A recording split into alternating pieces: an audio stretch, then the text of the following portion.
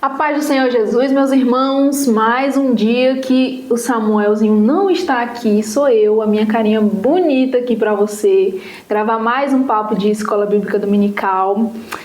E hoje a gente está com essa autarquia aqui, Pastor Walter, ele faz assim, que ele é humilde, mas eu sei que ele é uma autarquia. No assunto Bíblia, já está até aberta, que a minha está fechada, vou abrir aqui só para ficar no mesmo nível que ele. E é um prazer muito grande, pastor, te receber aqui, tá? E eu quero já, antes de tudo, já saber uma coisa. Por que você ainda não se inscreveu neste canal, meu querido? Coloca o dedinho aí no inscrever-se. Segue a gente nas redes sociais também, Papo de Escola Bíblica, que você vai ser muito abençoado com o conteúdo que o pessoal aqui traz para você. Pastor, se apresente aí, pastor. Paz do Senhor, Wanda, paz do Senhor, Deus abençoe a todos. É um prazer muito grande estar com vocês. Pela primeira vez, um pouco nervoso. Inédito. Bondade sua de autarquia, longe disso, estamos aprendendo, tentando aprender, mas vai ser um prazer a gente bater um papo de escola dominical. Afinal de contas, eu gosto muito de escola dominical, cresci aprendendo escola dominical. Meu papai, ele foi secretário de escola dominical, então é algo que está no meu coração. Se eu tivesse, já falo isso no púlpito das igrejas, se eu tivesse de escolher um culto da semana e puder escolher só um, eu escolho Escola Bíblica Dominical. Ser, né? E convido você que não participa para participar, é uma benção. Pronto. Escola Dominical, conforme Antônio Gilberto coloca, é o povo do Senhor, no dia do Senhor, na casa do Senhor, aprendendo a palavra do Senhor. Amém, amém. Conteúdos maravilhosos essa lição está nos trazendo, essa revista por inteira está nos trazendo conteúdo muito bom. E hoje a gente vai falar sobre a lição 12. O título da lição é As Sutilezas da Espiritualidade Holística. E tem muita coisa para ser dita, né, não, pastor? Muita coisa escondidinha aí que a gente vai desenvolvendo, vai vendo o que serve, o que não serve. E hoje a gente vai saber tudo com o pastor Walter. Não, quase tudo. Pastor, quase tudo. Eu já quero começar lhe perguntando o que é o paganismo? Então, irmã Wanda, na verdade, quando você olha para o dicionário, você vai encontrar duas definições. O paganismo é o conjunto de pessoas que não foram batizadas ou uma religião que adora muitos deuses. Então, tem essa ideia de pluralidade de deuses. Então, essa é a ideia do paganismo. Que difere muito da nossa realidade, né? Da nossa fé, né? Difere bastante. A gente adora um único Deus e o paganismo, ele, né, traz inverdades, né, sobre o mundo espiritual, sobre a adoração a Deus e distorce muito do que a gente aprendeu e que a gente toma como verdade, né? E dentro desse paganismo, ou dentro da nossa, né, realidade de hoje, a gente percebe muitos elementos esotéricos, né, entrando no culto, entrando no cristianismo, e a gente sabe que as coisas assim que são diferentonas, assim, elas costumam tomar uma certa visibilidade, virar moda, né, ficar na mídia, né, virar uma tendência. Mas a gente vê que isso é um perigo quando é misturado com o cristianismo, né, com a adoração a Deus, com o culto a Deus. Comenta um pouquinho pra gente sobre isso. Então, irmã Wanda, isso é muito sério, esse assunto aqui é muito sério. E nós vemos essa prática entrando de quando em vez na igreja, e nós vemos muitos irmãos e tidos algumas, e os irmãos que estão nos ouvindo vai saber do que eu estou dizendo. Nós temos dentro da igreja essas pessoas desse esoterismo de espiritualidade vazia, onde muitas pessoas falam muitas línguas estranhas na igreja, é tido como, entre aspas, profeta. E quando você vai conversar com ela, você percebe que ela é vazia de Deus, ela não tem nada de Deus. Aquilo ali é só um barulho, e tem um amigo meu que fala que quem faz muito barulho, ela tá vazia, né? E infelizmente nós temos visto isso dentro da igreja. E é muito sério isso e nós temos que combater isso. Porque não é que eu sou contra a pessoa ser espiritual e sentir a presença de Deus. Há uma diferença, então. Que é diferente, entendeu? E o sentir a presença de Deus, ela é particular. Tem pessoas que quando sente a presença de Deus, ela chora, como nós dois. Tem pessoas que quando sente a presença de Deus, ela bate palma, ela levanta. Cada pessoa reage de um jeito. Não é disso que eu estou dizendo. Eu estou dizendo dessas pessoas que têm uma espiritualidade dentro da igreja, mas quando você vai conversar com ela no dia a dia, ela não é amável, ela não é tratável, ela trata mal as pessoas, é grosseira, não tem amigos. E algumas delas, nem o próprio esposo, ou quando é inverso, a esposa não frequenta a igreja. Não gosta nem de ir na igreja por causa dessa atitude que a pessoa tem dentro da igreja, afastando as pessoas da igreja. Né? Então isso precisa ser combatido. E combatido com muita veemência. Nós não podemos deixar isso acontecer. Afinal de contas, nós precisamos ter nas nossas vidas Gálatas 5:22 sempre, que são os frutos do Espírito. Então, o senhor está me dizendo que há um equilíbrio. Sim. Né? Há uma espiritualidade em que realmente a gente sente, né? Você que é frequentador de igreja, que é um cristão frequente, a gente sente a presença do Senhor, então a gente se movimenta, a gente fala. Reage, né? de uma forma diferente do natural. Sim, e do normal. E há uma diferença daqueles que exageram, né? Algo exagerado e é só isso. Exatamente. E aí você vai para a Bíblia Sagrada. Então a Bíblia ela te dá vários leques, várias orientações. Por exemplo, nós vamos ver o dia de Pentecostes. Lá no dia de Pentecostes, as pessoas sentiram a presença de Deus. Sim. Mas eles tiveram a necessidade de verbalizar aquilo que estavam sentindo. Essas pessoas dentro da igreja, muitas vezes, se você perguntar o que ela sentiu, ela não sabe nem te explicar. Verdade. Não sabe nem te explicar o que aconteceu. Ela só vai falar para você, é algo diferente. Ela não sabe verbalizar o que estava sentindo. Lá no Pentecostes, não. Você vai ver que lá eles sentiram a presença de Deus e viram a necessidade de verbalizar. E ainda por cima, eles sentiram a presença de Deus, experimentaram o êxtase espiritual, mas não fecharam os olhos para os órfãos, para as viúvas e para os necessitados. É importante isso. Eles abriram a agenda da igreja para tudo isso. Então é isso que nós não podemos aceitar dentro da igreja. Essas pessoas dessa espiritualidade a qual você acabou de colocar aí, esotérica e vazia, elas sentem essa presença de Deus, além de não ter nada de Deus na vida delas, todos os trabalhos que você faz de ajudar pessoas que têm um cunho social, você nunca tem essas pessoas te ajudando. Elas nunca trabalham para a igreja. E isso é sério. Porque eu estou na igreja e participo da igreja e eu tenho que me esmerar, me esforçar de toda forma para que um dia eu chegue na eternidade e o reino dos céus aqui na terra tenha a minha impressão digital nele. Muito importante isso, porque pastor. Senão não valeu a pena ser cristão. Exatamente. E muitas vezes é isso mesmo. Você citou o exemplo do cônjuge, né? Às vezes o cônjuge não quer vir à igreja porque só vê esse vazio da pessoa que Exatamente. Às vezes ou só é crente quando está dentro do templo, em casa é de outra forma.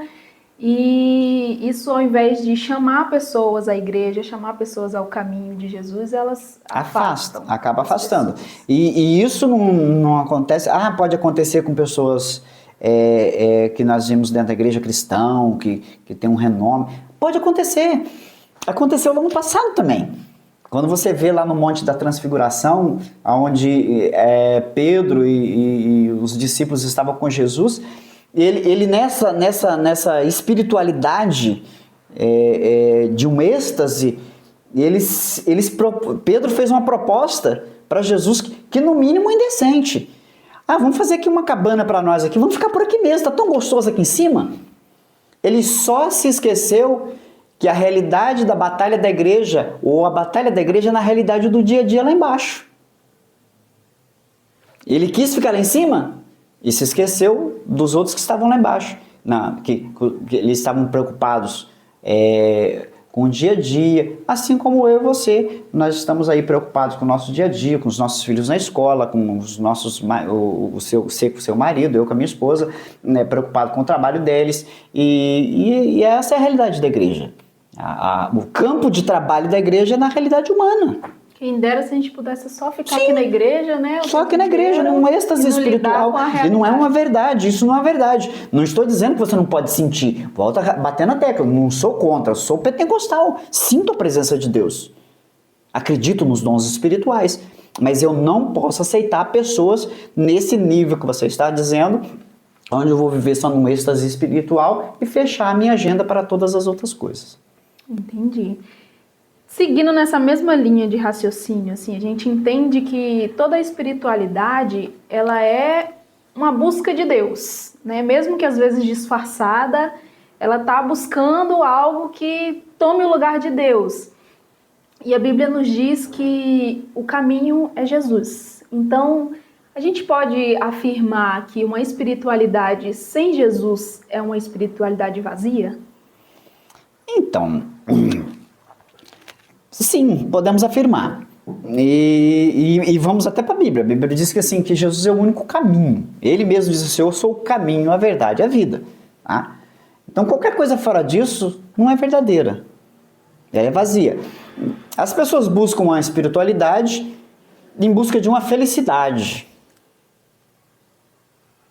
Isso, eu e você, nós sabemos, e as pessoas que estão nos ouvindo, nos acompanhando, também sabem, que a única felicidade, ou a verdadeira felicidade, nós só vamos encontrar na verdadeira religiosidade, que é Jesus Cristo. Fora disso, não tem felicidade.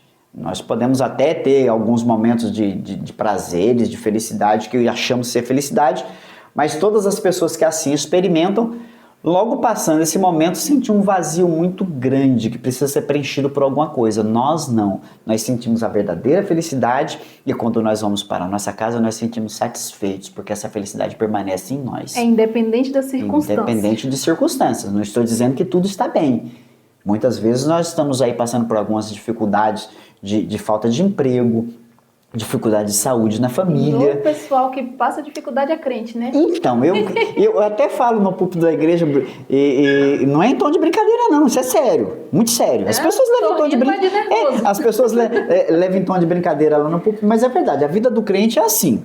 Ou o crente ele está entrando na prova, ou ele está no meio da prova, ou ele está saindo da prova. Fora disso não é vida cristã. Não é verdade. Porque se você incomoda o diabo, ele vai te perturbar. Exato. E quando você não está incomodando o diabo, Jesus está te tentando, te tentando não, melhor dizendo, vamos reformular. Jesus está te provando. Sim. E é pro bem, né? E é pro bem.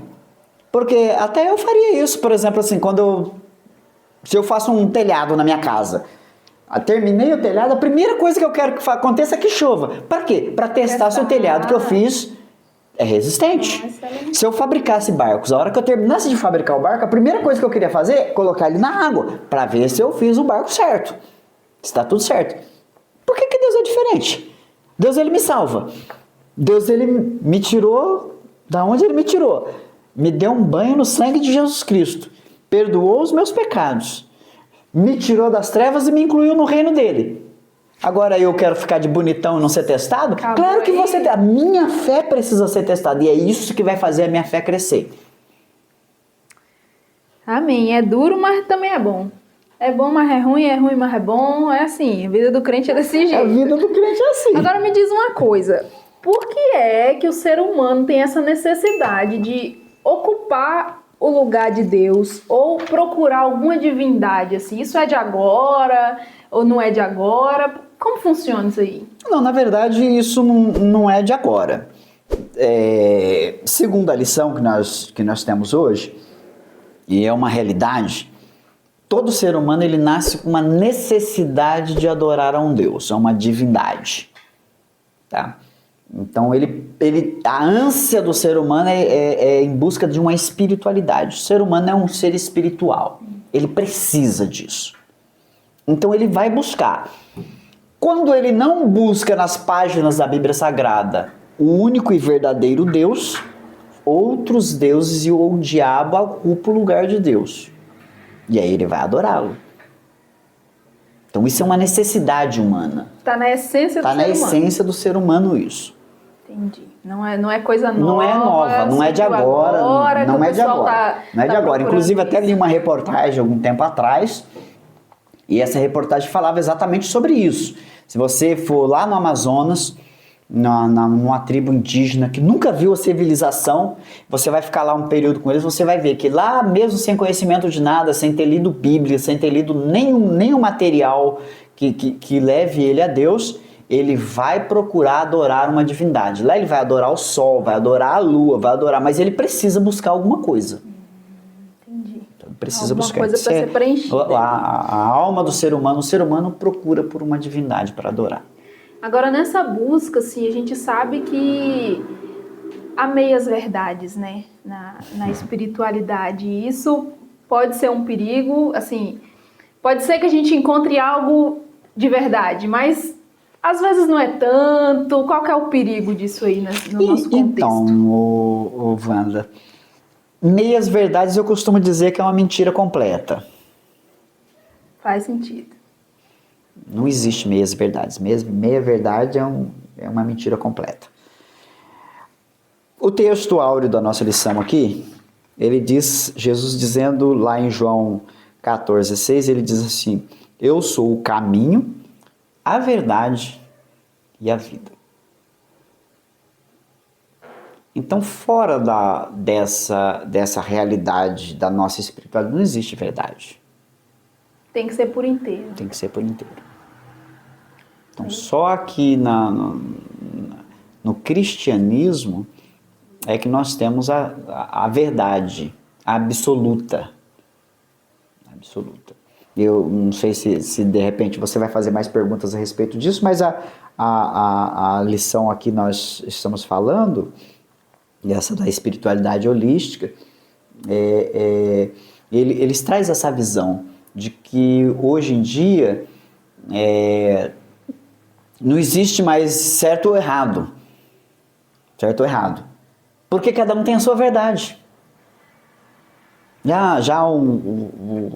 Alguém já disse lá atrás, dizendo assim, cada história tem dois lados, e cada lado a sua verdade. Alguém já disse lá atrás. E é isso que o mundo está vivenciando. Não há como julgar. Então, não há como julgar. Então, eu não consigo julgar o certo e o errado. Então, e é por isso que essa espiritualidade holística é interessante dentro da visão do mundo hoje, exatamente por isso. Porque dentro dela não existe ninguém errado. Todo mundo está certo. Porque a verdade sua pode ser que não seja a minha verdade. A minha verdade pode ser que não seja a verdade sua. De contrapartida, nem você está errado e nem eu estou errado. Eu não posso falar que ela está errada, eu não posso dizer que você está errado, porque você tem a sua verdade e eu tenho a minha. Assim não há um julgamento. Não há julgamento, não há nada. Ninguém paga por nada. E fica tudo como está. Maravilha, então né? isso é bom, isso é atraente. Principalmente para essa nova geração que está chegando agora, que não quer muito compromisso. Porque se eu não quero compromisso, eu vou ficar com essa ideia dessa espiritualidade holística. Por quê? Porque ninguém vai poder me contestar. Eu estou fazendo, se alguém me contestar, eu falo, não, mas é a minha verdade. E pronto, a palavra final é minha. Entendeu? Então assim, dentro dessa ideia aí. Introduzir, né, a meia-verdade, porque as religiões ou a espiritualidade oriental, elas não necessariamente têm um Deus assim como a gente enxerga um Deus, né? Alguém que é soberano, que é o todo-poderoso, merece ser reverenciado acima de qualquer coisa, mas eles prezam muito, e toda a espiritualidade oriental, ela preza muito um código de conduta social. Então, não necessariamente você adora um Deus, mas o código de conduta social, ele precisa ser seguido à risca. Isso é uma meia-verdade? Isso é prejudicial? Como é que isso entra aqui no nosso meio? Então, quando você olha para o islamismo, para o budismo, o judaísmo, o mormonismo e essas religiões islamismo, eles têm esse Deus, essa divindade com um papel secundário.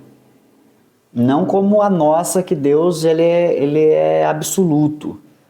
Entendeu? Então, não sendo assim, eles não precisam, de repente, prestar contas a esse Deus. E aí fica um pouco mais, assim, só que dentro da ideia que você disse, tá? E dentro daqui que a lição está nos trazendo. E embora eles não tenham que prestar conta a esse Deus, eles têm um código de ética de conduta, mais para social do que para uma religiosidade. Isso tá positivo? Por que a gente não pega só essa parte aí, introduz aqui? Então, aí vem um ponto muito importante. O que difere a nossa religião das demais. Nós temos um Deus absoluto. E a esse Deus nós devemos toda a reverência, toda a honra e toda a glória a Ele. E 100%? Tem que ser 100%. 100%. E eu não posso tirar Ele de foco. Eu não posso tirar Cristo de foco. Porque quando eu tiro Cristo de foco, eu tiro a base da minha fé. Não existe cristianismo sem Cristo. Não existe. E Deus, ele é absoluto. Entendeu? Eu preciso entender que, enquanto ser humano, na minha existência, na minha vivência, e no período que eu estiver aqui, eu fui criado para adorar a Deus. Eu fui criado para reverenciar esse Deus. Essa é a essência da minha existência, é isso. Só faz sentido na minha vida. Só faz sentido na minha vida se eu adorar a Deus. Por isso, talvez... E é por isso que eu estou aqui hoje, você está aqui, nós estamos na igreja, eu tenho prazer. Eu fico assustado quando eu vejo as pessoas dizendo assim, olha, eu vou na igreja, eu vim na igreja, porque eu vim aqui porque senão o pastor me chama atenção. Ou o culto não foi legal hoje, o culto não foi bom hoje. Porque eu entendo assim... que eu preciso entender que esse momento meu de culto não é o meu momento na igreja, é o meu momento com o meu Deus. Eu largo tudo por isso. E o meu culto, ele independe de pastor, ele independe de liderança, ele independe de quem está conduzindo o culto, é o meu culto a Deus. Quando eu digo que o culto não foi legal, eu estou dizendo que eu não prestei um bom culto a Deus. É o meu culto não foi legal. É o meu culto, eu não prestei um bom culto. Pastor não tem nada a ver com isso. Pastor não tem nada a ver com isso, ele só conduziu o culto. Eu não prestei um bom culto. Isso é que faz toda a diferença. Entendi. Entendi. Assim, então, o lugar de Deus ninguém toma, não, é 100% prejudicial a gente ir introduzindo aos pouquinhos alguma coisa, um elemento de uma religião, um elemento de um... Então, é exatamente isso, Wanda, que o diabo tenta fazer. Introduzindo sutilmente dentro da igreja algumas ideias e convencendo as pessoas que isso não tem problema e não tem importância. E aos poucos vai tirando a primazia de Deus. E nós vamos colocando outros elementos de outros seres para tomar o lugar que é de Deus. Então isso é perigoso e muito prejudicial para a igreja. Deus não divide seu lugar com ninguém. E ponto a sua glória ele não divide com ninguém. Surgiu um comentário, um comentário em algum podcast de um artista que ela disse assim, o comentário dela foi assim, não sei qual formação teológica dessa artista, mas há artistas aí tentando nos ensinar sobre Deus. E o comentário dessa pessoa era o seguinte, Deus, o próprio nome já diz, Deus. Então é uma junção de eus. Segundo ela, a visão dela de Deus é esse aí, é uma junção de eus. E isso me faz lembrar de algo que também já vem no nosso meio assim, muito forte, que é o homem no centro de tudo. Né? A gente enxerga hoje assim, as pessoas cultuando o seu próprio corpo, algo exagerado nesse sentido, mas assim, isso é resultado da gente colocar o homem no centro de tudo, né? E eu acho que também não é novo, né? Diz aí pra mim. Não é de agora. Eu não sei de que artista você está se referindo, porque eu não vi. Brincadeira, não vou dizer não. Porque eu não vi, sinceramente não vi. Mas o conhecimento teológico dela, eu posso dizer que é 0. Eu chutaria 0 também, tá? Sim, por alto. E vou além. Ela perdeu uma ótima oportunidade de ficar com a boca dela fechada. Mas voltando aqui e tentando discorrer sobre a pergunta ou o comentário que você fez, essa busca do ser humano não é de hoje. E essa cultura, essa ideia de cultuar, de colocar o homem no centro, isso não é de hoje. Isso veio desde Adão, desde Eva. Ixi, é antigo então, meu Deus do céu. Por que a serpente enganou a Eva? Enganou e ela comeu. Brincadeiras à parte, né? Dizem que é porque a serpente disse que a maçã não engordava. É mesmo? Brincadeiras à parte. Mas a ideia era essa: olha, o dia que você comer, você vai se tornar igual a Deus. Vê se não foi esse comentário. Exatamente. E não foi depois desse comentário que ela comeu do fruto. Então essa ideia de tentar incutir na mente do homem que ele é tão importante quanto Deus, não é de hoje. O diabo vem tentando fazer isso desde o Éden. Infelizmente, alguns menos avisados, eles acabam comprando essa ideia. Porque vem disfarçada, né? Ela vem disfarçada e algumas pessoas é arrogante mesmo. Elas querem isso mesmo. O ser humano, ele busca poder. Tem até um comentário, um dito popular: você quer conhecer uma pessoa, dá poder para ela. O ser humano é isso. Ele sempre tenta tomar o lugar de Deus. Só que isso ao longo da história vem se repetindo. E dos últimos dias está de forma bem sorrateira e sutil dentro da igreja.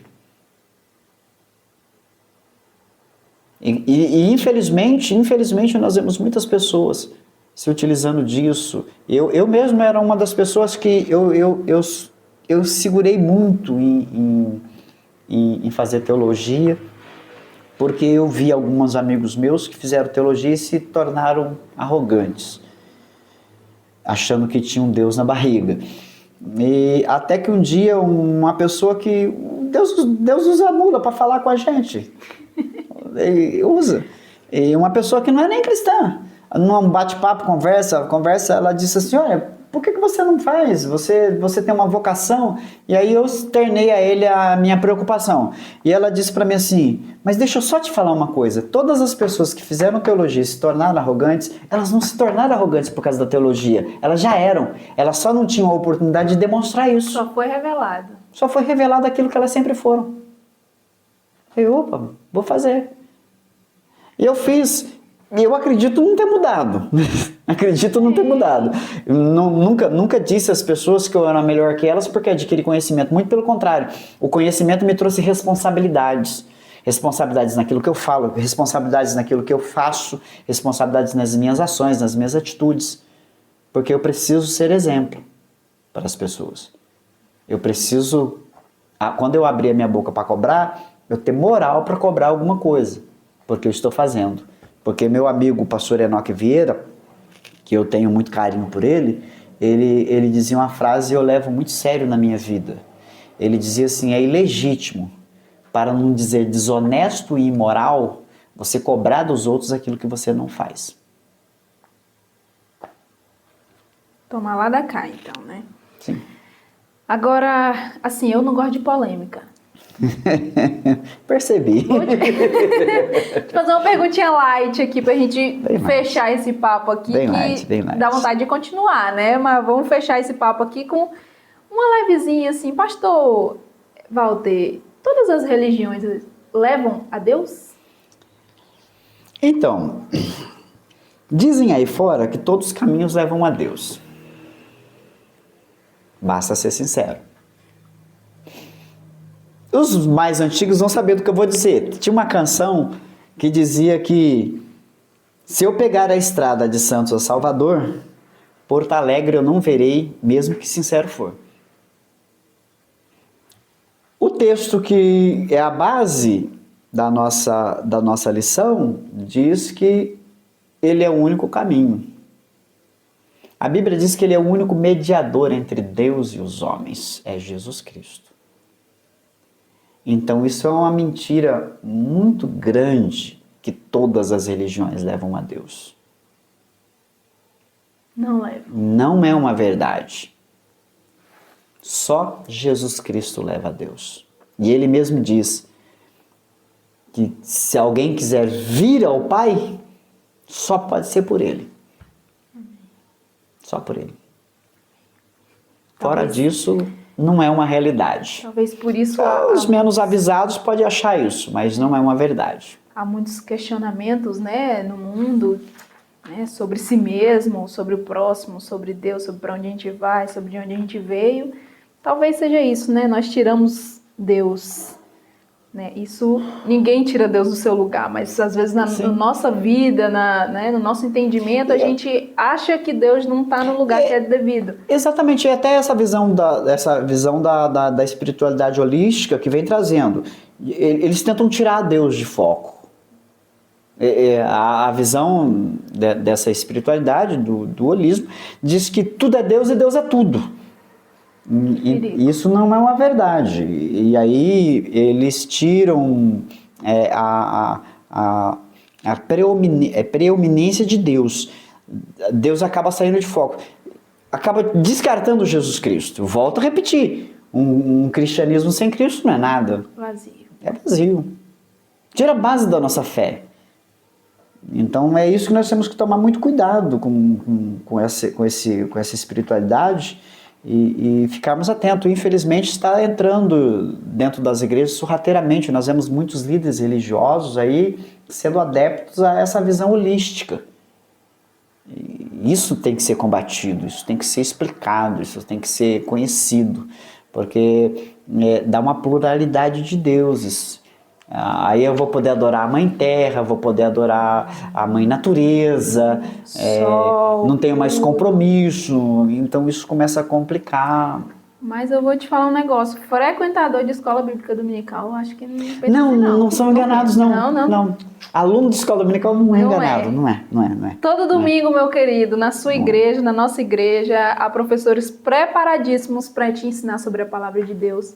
É a escola que não dá certificado nunca, né? Você não sai nunca dessa escola. Termina, sempre tem alguma coisa para aprender. Sempre tem alguma coisa para aprender. Né? Aí eu já... e como diz o meu pastor presidente, que estamos até orando a Deus, pedindo a Deus que abençoe ricamente a vida do nosso pastor Luiz Francisco dos Santos, ele sempre fala, e eu acho interessante o que ele diz, nós só vamos deixar de aprender o dia que estivermos com as mãozinhas assim dentro de um caixão. Até lá estamos aprendendo. Amém. É contínuo. É contínuo. Pastor, muito obrigada por sua presença. Prazer foi meu estar com você. Foi maravilhoso dividir esse conhecimento, né, que o senhor tem. Que Deus continue te abençoando. Com certeza vai voltar mais vezes. Pode pôr na sua agendinha aí. Papo de ABD, o senhor vai voltar com certeza. Alguma consideração final para o pessoal que está assistindo a gente? Eu gostaria de agradecer a você que acompanhou, você que deu um like aí no nosso canal, da Escola Bíblica Dominical, está acompanhando, fez os comentários aí. Deus abençoe ricamente a sua vida, a sua família. E meu pedido a Deus é que Deus abra os celeiros dos céus e derrama chuvas de bênçãos sobre você e sobre a sua família. Agradeço o gentil convite da liderança da Escola Bíblica Dominical do nosso templo sede. Obrigado pela confiança, que Deus abençoe ricamente, prospere. Aonde vocês colocarem as mãos de vocês sejam abençoados. Amém. Amém? A todos os nossos pastores, dirigentes de congregação, como a irmã Wanda disse, não só aqui no Templo Sede, mas em todas as nossas congregações, domingo de manhã, Escola Bíblica Dominical. Eu gosto de dizer às pessoas, e alguns crentes não gostam de ouvir, mas eu gosto de dizer e vou encerrar com essa minha fala. Meu querido, domingo de manhã, crente, batizado, membro da nossa igreja, não precisa, só se você trabalhar, tá? E não pode estar em supermercado, em feirão de carro, na feira comendo pastel. Passa mais cedo lá, come pastel mais cedo. Domingo de manhã, crente precisa estar na escola dominical. É verdade. Vá na escola dominical, vá aprender, e depois você vai fazer a sua vida. Volto a repetir, a menos que você trabalhe nesse horário, aí você precisa estar lá mesmo. Mas fora isso, Escola Bíblica Dominical, meu querido. O pessoal vai frequentar, sim. Depois dessa, você vai virar um aluno da EBD da sua igreja, com certeza. Deus abençoe você, Deus abençoe sua semana. Na semana que vem, nós estamos de volta para aprender um pouquinho mais da palavra de Deus. Se inscreve, tá? Tchau, tchau. Deus abençoe.